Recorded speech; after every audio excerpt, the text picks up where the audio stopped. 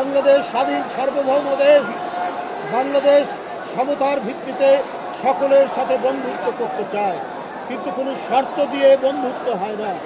বাংলাদেশ সরকার প্রত্যেক দেশের সাথে বন্ধুত্বের প্রকাশ্যে যে ঘোষণা দিয়েছেন, নিশ্চয়ই এইখানে যদি অন্য কিছু না থাকে তাহলে অবশ্যই সমতার ভিত্তিতে, মিউচুয়াল রেসপেক্টের ভিত্তিতে এবং এই যে সার্বভৌমত্বকে শ্রদ্ধা করার ভিত্তিতে সকল দেশের সাথেই আমাদের প্রধানমন্ত্রী তিনি সম্পর্ক রাখবেন, তিনি যাবেন, আমরাও সবাইকে আমন্ত্রণ জানাবো।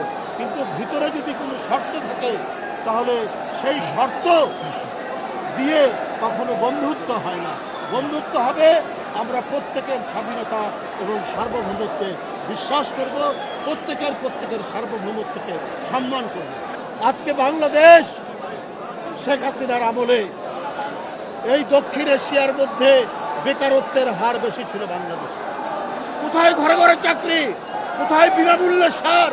নির্বাচনের আগে 2008 সালে শেখ হাসিনা এই কথা বলেছিলেন, কিন্তু সেটা করেননি। প্রতারণা, ভণ্ডামি, মিথ্যা আশ্বাস, এই ছিল আওয়ামী লীগের নীতি।